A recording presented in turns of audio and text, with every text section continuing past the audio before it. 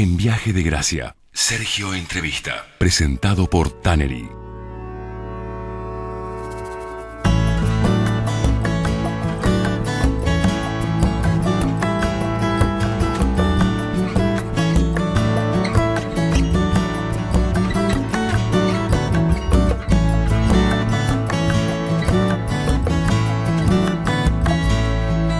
No quiero perderte, mujer del río, cuerpo marrón del río marrón, las manos como ondas en la orilla y la permanencia en la confluencia. Qué difícil se nos hace hablar sobre las canciones de Jorge van der Mole, de Vander, y sobreponer o superponer la voz hablada a este río marrón que es impresionante, y es impresionante también para el programa y para nosotros que estés en vivo, aquí en estudios, en cuerpo presente, en música presente. Gracias, Vander. Gracias por la invitación. Por favor.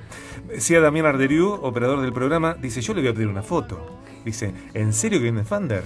Sí, le digo, viene van der Mole y es un placer para nosotros. Gracias, Lucrecia Cartavia también, por toda la gestión, que es una de las jefas de prensa que mejor trabaja en esta ciudad.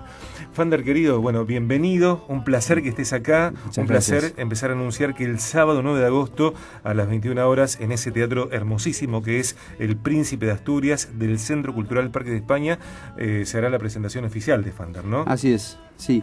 Ya fue presentado en un par de lugares y bueno, como pasa siempre cuando uno termina con un proyecto y queda conforme, como en este caso, lo siguiente es llevarlo a cuanto lugar sea posible, así que vamos a estar en Rosario ahora el 9 de agosto ahí en el Parque España, que es un lugar que nos gusta mucho, y vamos a estar con una buena parte de los invitados que contribuyeron a la sonoridad de este disco doble, ¿no?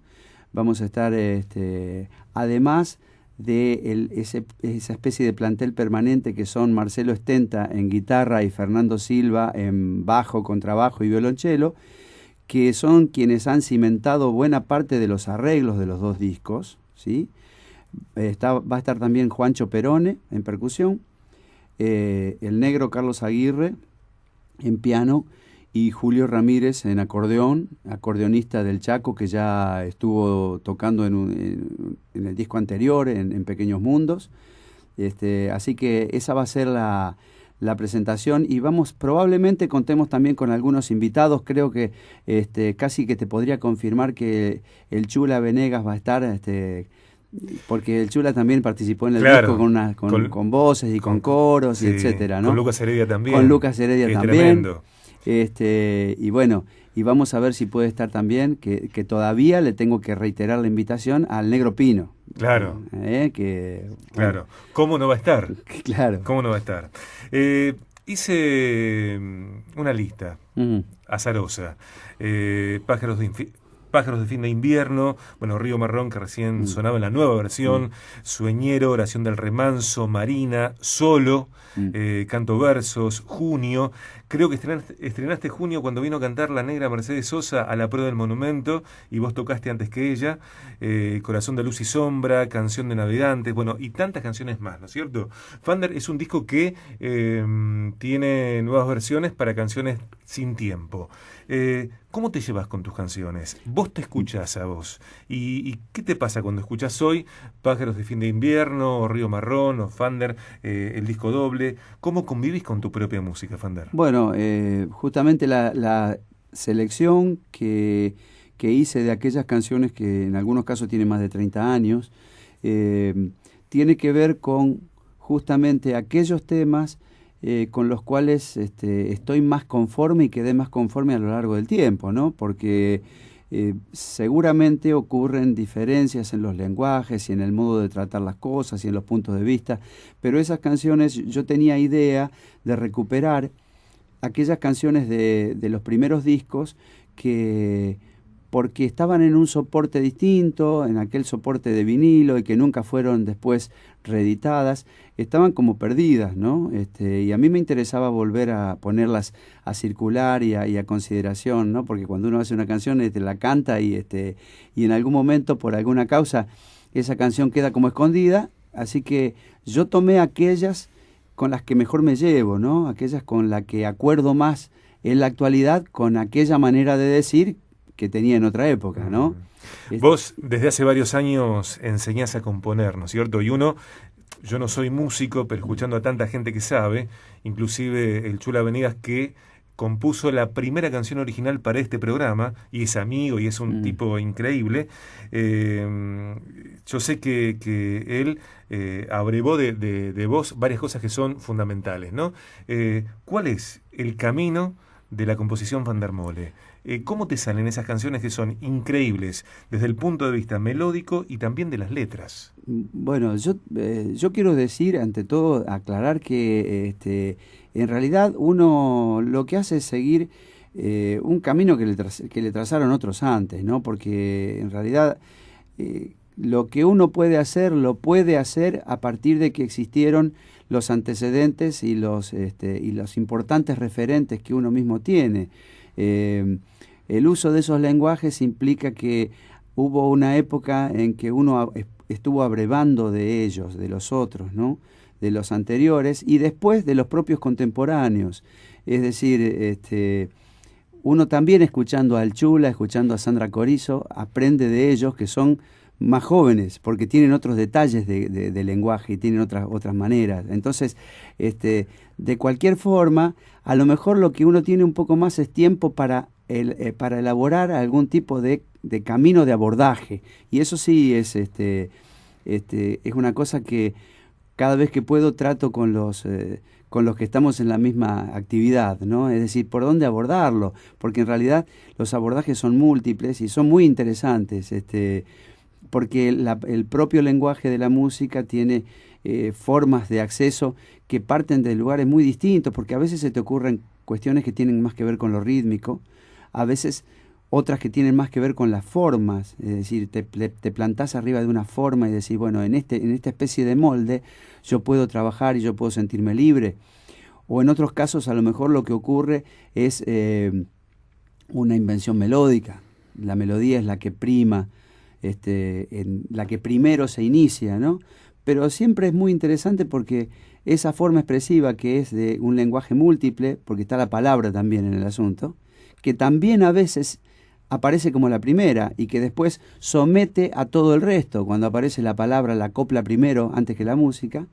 Así que, en definitiva, yo en realidad no me siento un docente en este aspecto, sino que en todo caso me gusta compartir con los demás algunas cosas algunas conclusiones que yo voy sacando y ver qué es lo que hacen los otros, porque no es que me quedo yo con lo que yo hago, claro, sino que me interesa ver, y la verdad que lo que nos ha pasado a los que somos de una generación o hemos compartido trabajos, aunque no seamos de la misma generación, es que hemos discutido mucho sobre la cuestión, porque nos han tocado épocas de grandes cancionistas, en nuestra lengua y en lenguas cercanas como el portugués. Entonces uno escucha toda la trova cubana y tiene para analizar un rato largo. Del mismo modo que escucha a los dos más grandes referentes españoles, que son Serrat y Sabina, o puede escuchar a Milton Nascimento o a Chico Buarque en lengua portuguesa, o a Amalia Rodríguez. Quiero decir, hay mucho para aprender de ahí, que es lo que hemos hecho nosotros. Del mismo modo que sobre el tango y el folclore argentino, en realidad hemos sacado abundante cantidad de ideas y numerosísimos aprendizajes. Así que de ahí hemos tomado las cosas, ¿no? Escuchemos un poco del momento número 6 del segundo disco de Fander, este material doble y nuevo que será presentado el sábado 9 de agosto a las 9 de la noche en el Teatro Príncipe de Asturias. Esto es Canción de Navegantes. Un poco.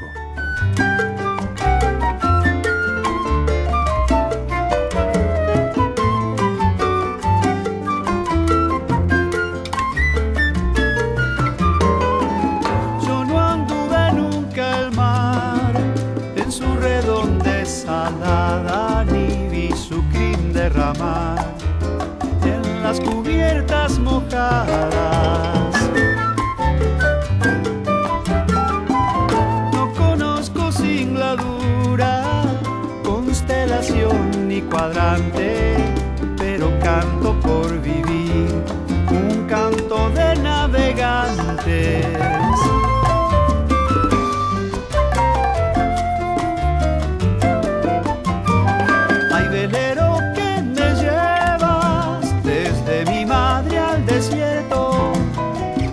desgarran tu madera, fantasmas de mar abierto.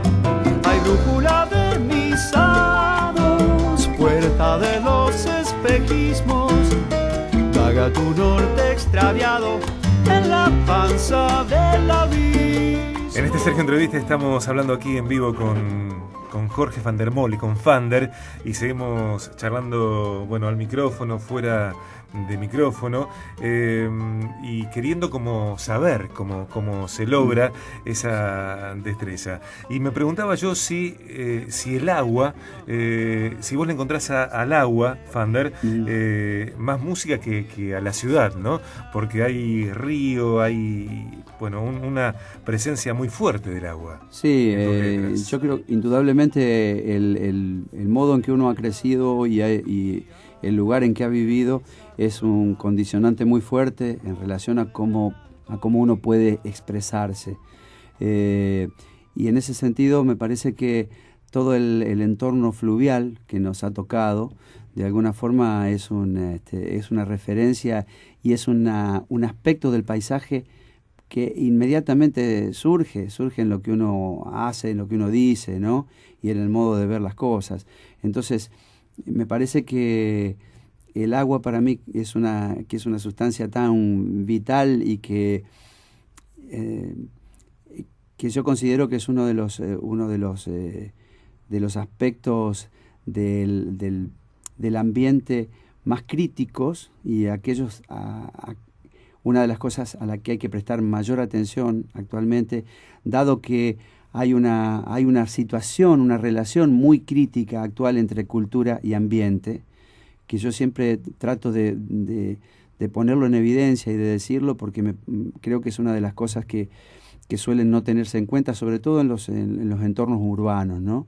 Hay realmente un encontronazo muy fuerte entre aspectos culturales que tienen que ver con el trabajo, con la producción, con formas de ver la producción humana que abiertamente chocan con el ambiente, y dentro del ambiente el agua, que es un elemento tan vital que nos conforma y sin el cual la vida no sería posible, es uno de los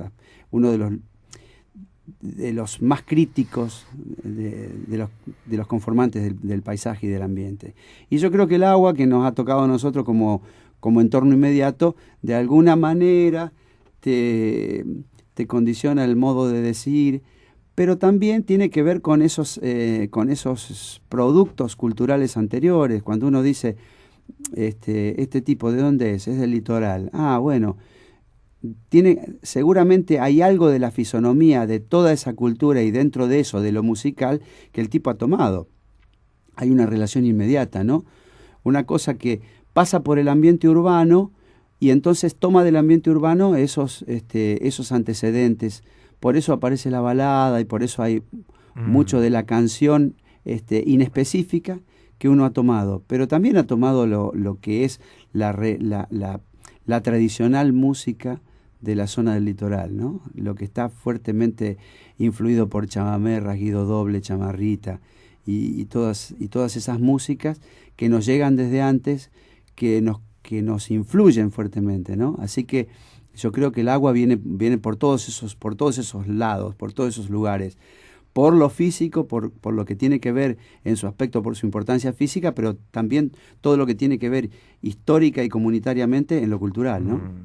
Tus canciones son como agua, ¿no? Sobre las que navegan ideas, improntas, sentimientos, vivencias tuyas y de personas. ¿Cómo te llevas con la ecualización? Cosquín, el ND Ateneo, Parque de España, el mismo equipo siempre, sonidistas que aparecen en cada lugar, y vos en la prueba de sonido, ecualización. Bueno, ¿cómo te llevas con eso? En realidad, yo intento, en general,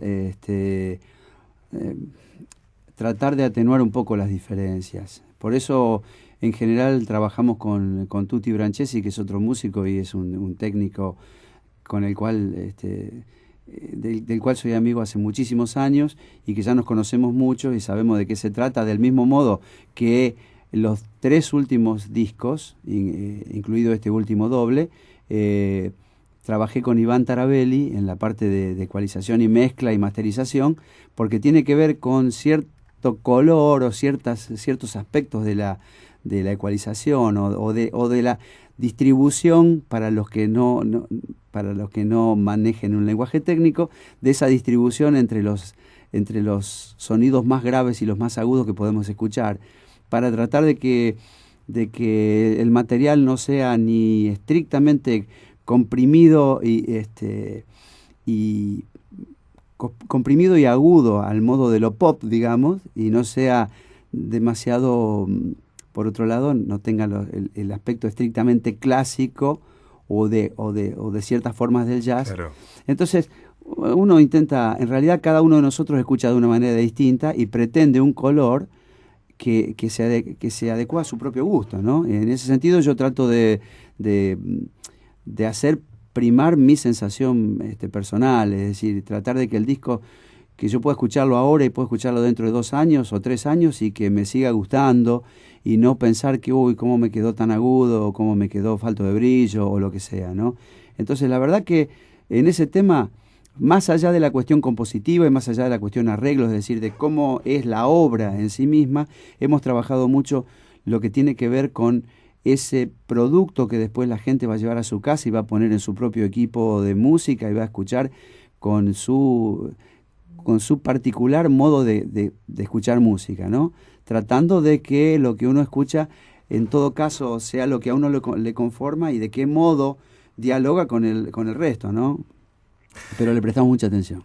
Estamos hablando con Fander, presentando Fander. Y desde el segundo disco de Fander nos vamos al momento número 11, a Carcará, que es la canción que cierra el segundo de los discos de este trabajo doble que tiene ropa nueva para Canciones sin Tiempo y que se presenta el sábado 9 de agosto a las 21 horas en el Teatro Príncipe de Asturias. Ese sueño que donde se detiene esconde un diente de animal, y cuando cruza el paso de las piedras lastima el ojo igual que una culebra. Es el diablo en el lecho volando al acecho con la pluma al ras. Es un sangriento pájaro que espera, mi corazón temblando en la ribera, como una ave cazadora, agua circular que lleva nube y canoa. Carcará creciente, al fin la corriente me va a matar.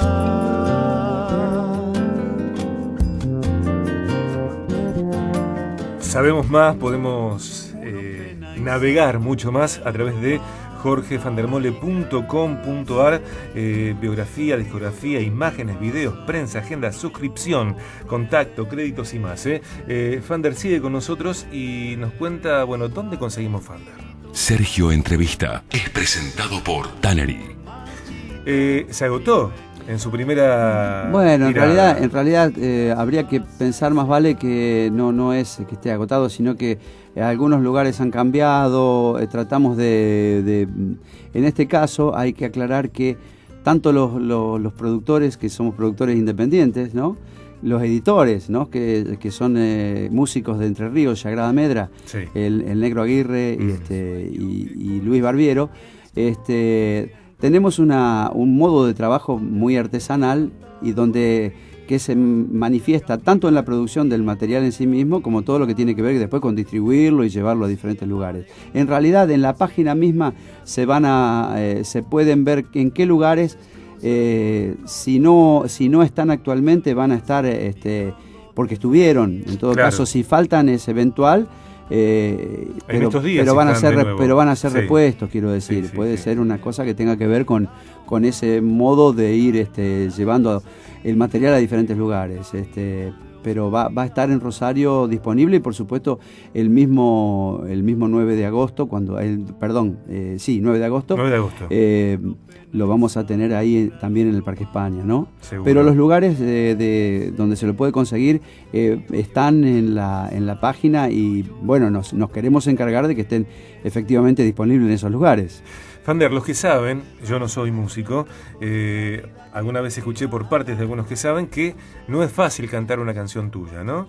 Y estaba también, enumeré, por ejemplo, a Mercedes grabando Sueñero, o a Miriam Cubelos grabando Corazón de Luz y Sombra, o el propio Rally Barrio Nuevo, o Carolina Pelleriti, que grabó la mirada. La mirada, una samba, sí. Hermosísima. Sí. Y Julia Senko grabó Canto Versos en su más reciente trabajo, ¿no?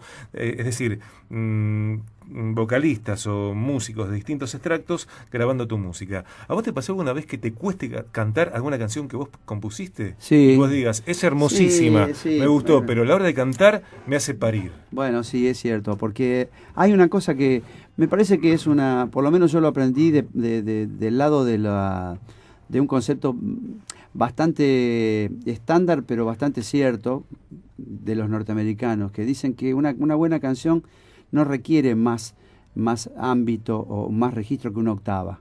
Que es decir, que no hace falta que tenga un rango tan amplio para que sea una buena canción.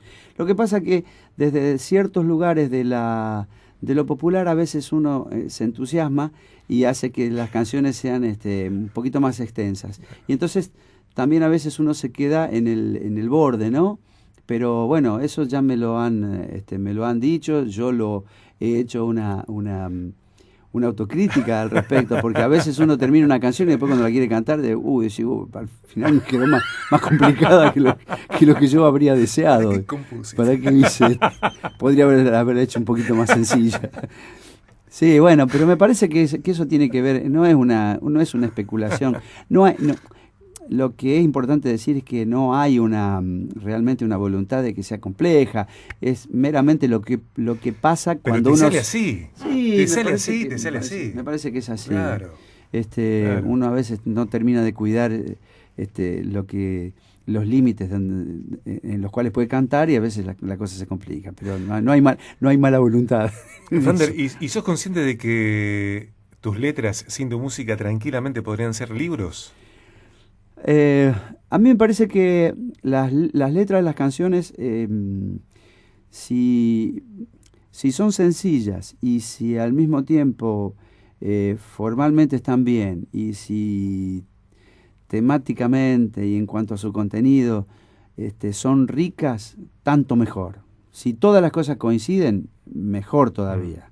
Si la sencillez está asociada en todo caso a una cosa interesante y a suficientemente expansible como para que uno pueda escuchar diferentes cosas a lo largo del tiempo, cosa que me ha pasado con materiales de nuestra propia música argentina, que vos escuchás un tango cuando tenés 15 años y después lo escuchás a los 30, después lo escuchás a los 45 y la letra te va diciendo cada vez cosas distintas porque ahí está lo interesante de ese autor.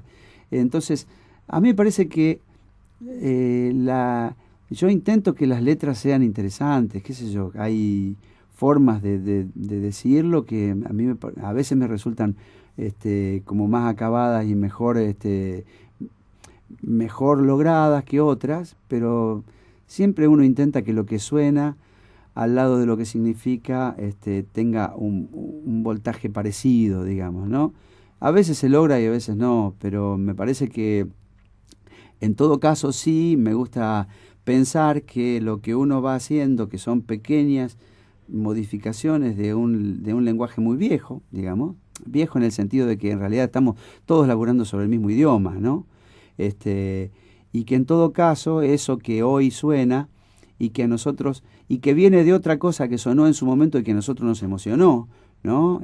Porque cuando uno era chico y escuchaba determinadas cosas o las primeras, cuando yo estaba saliendo de la adolescencia y escuché las primeras cosas de Spinetta y me pareció una cosa maravillosa, había algo en esa letra, había una poesía en eso, que después una sensación que uno pretende incorporar a su propia letra, ¿no?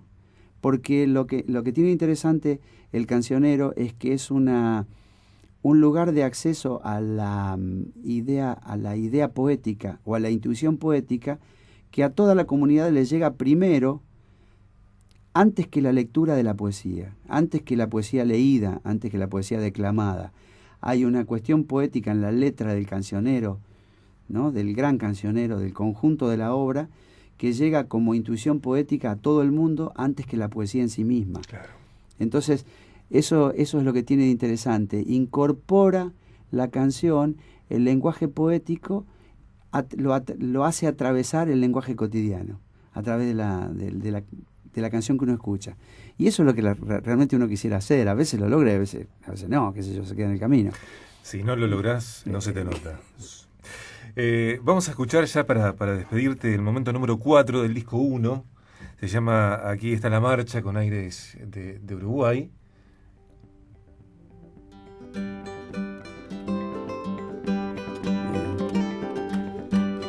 Carlos Aguirre en piano también acá. Sí. Otro. Era el fuego que empujaba por la espalda al abuelo en el despunte de la luz. Respiraba en los pulmones de la fragua y quemaba en un candil la juventud. Era el viento en el molino y Gracias, Fander. Muchísimas gracias. Bueno, gracias por la invitación. Nos vemos el 9 de agosto, sábado 9 de la noche, en el Teatro Príncipe de Asturias. Gracias. Dale, un abrazo grande. Un abrazo. Fander, en Sergio Entrevista. del amor.